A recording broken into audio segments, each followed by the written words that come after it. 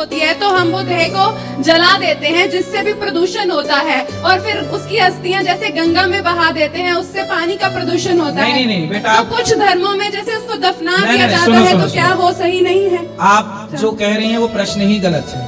अच्छा, प्रश्न गलत है। हमारे यहाँ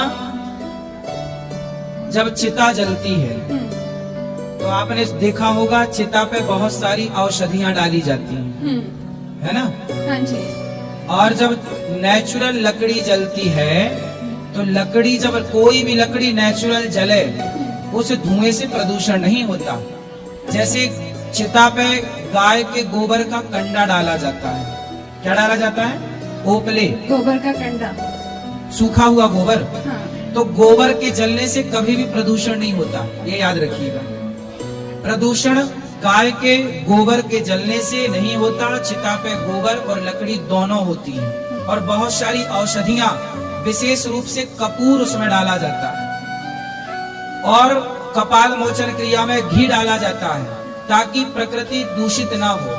चिता पे जलाना इसलिए जरूरी है क्योंकि अभी कोरोना हुआ था, तो आपने सुना होगा कि भारत सरकार ने गाइडलाइन जारी की थी कि जो कोरोना से मरेगा उसे दफनाया नहीं जाएगा, चाहे वो किसी भी मजहब पंथ का हो, उसे जलाया ही जाएगा। सुनी थी ये गाइडलाइन की नहीं? बिल्कुल बिल्कुल। क्यों? आप बताओ क्यों?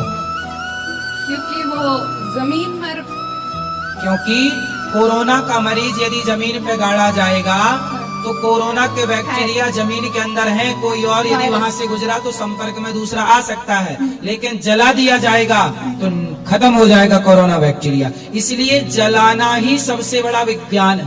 वाह गुरुजी, वाह गुरुजी की